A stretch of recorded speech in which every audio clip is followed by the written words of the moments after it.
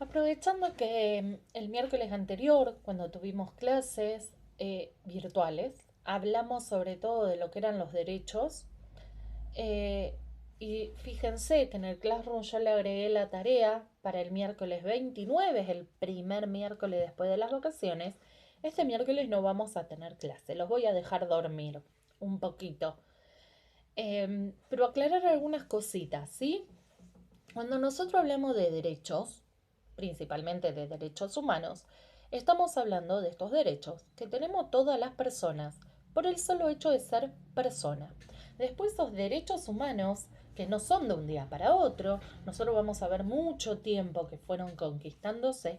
Yo les puse la Declaración de los Derechos del Hombre y del Ciudadano, que se hace por la ONU, por la Organización de las Naciones Unidas en 1948, establecen como una separación.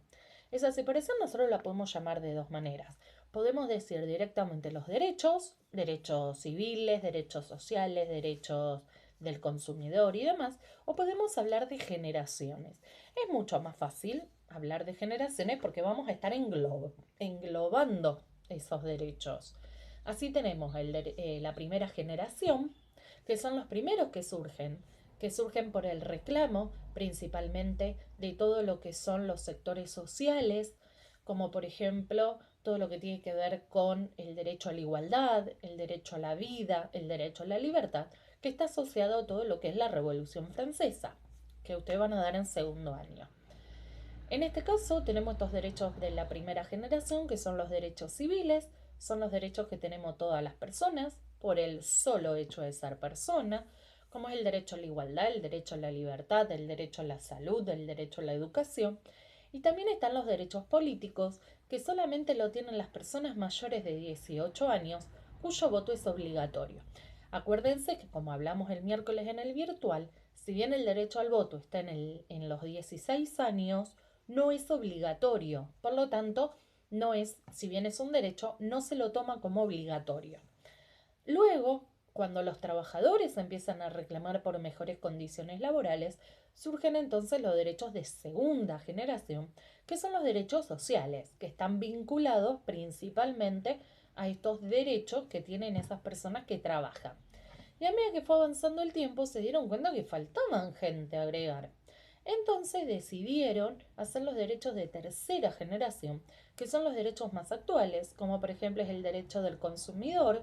Todos nosotros somos consumidor cuando vamos a comprar algo, por ejemplo, a un supermercado, que tenemos el derecho que nos digan el precio, que tenemos derecho que nos digan si hay descuento.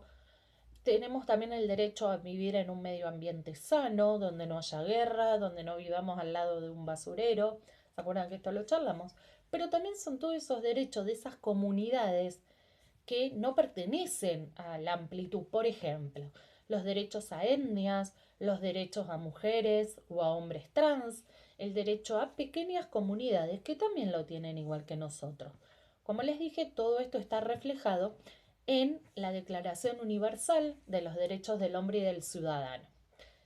Yo asimismo les agregué, recuerden en la tarea, un texto para que veamos cómo todos, así sea muy chiquitito, pues yo estoy segura que nadie lo hace consciente, mucha gente discrimina, mucha gente agrede y me parece importante que todos desde nuestro lugar muy chiquito que es, tomemos conciencia que muchas veces con una sola palabra estamos agrediendo a otra persona. Yo estoy segura que todos lo hacemos sin querer. Yo no creo que nadie haga queriendo esto.